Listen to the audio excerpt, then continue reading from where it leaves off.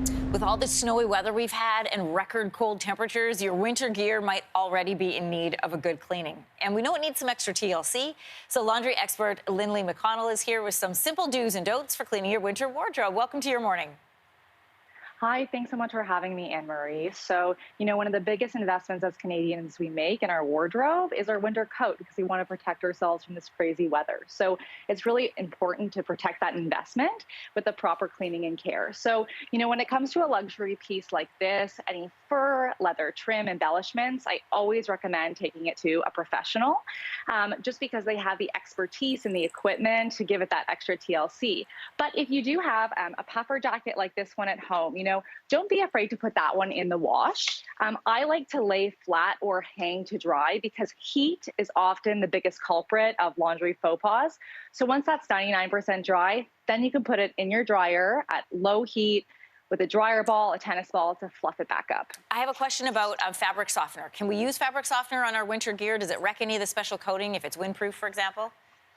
That's a great question. I always recommend referring back to that garment care, fabric care label inside the coat. The manufacturers put a lot of work into making sure that those wash instructions are easy to follow, but also, do the do's and don'ts. So they'll let you know if there's any like waterproofing, like you mentioned, some coating to make sure that fabric softener should or shouldn't go in the wash. All right, sweaters, they're another winter staple, but sometimes they can be frustrating when they start to pill. How can we take care of them? How do we avoid that?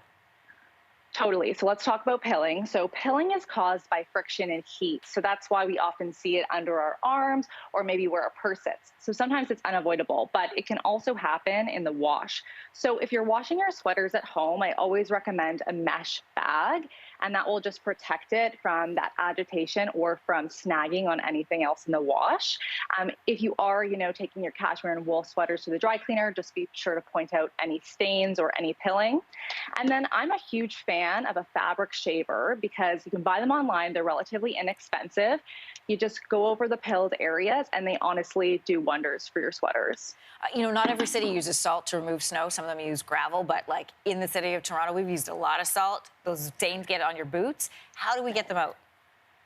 Yeah, completely. So salt stains are definitely not in fashion. So I like to use an at-home solution of 50% vinegar, white vinegar, 50% water. I usually put it in a spray bottle. It's important to always test the area before just to make sure you don't pick up any color or dye from your boots. So once you do your color test on like a discrete area, then you're good to go. Always, dab the salt stain versus rubbing. Rubbing can cause abrasion, friction, and actually damage your boots long term.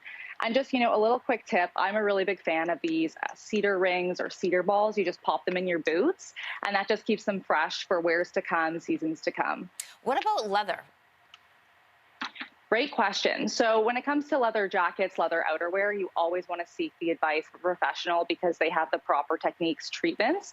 When it comes to shoes, I'm really big fan of the, Shoppers Drug Mart products you can buy off the shelf that are just going to leather-proof your items just so that, the salt stains don't creep into there and, have long-term damage. But that said, you can also dab with water. Just make sure not to rub. Great tips to have. Thanks. And a great time to have them as this winter storm is moving in. Thanks so much. Completely. Thank you so much. Hey, thanks for watching. If you liked this, be sure to subscribe here, or you can check out more Your Morning videos right here.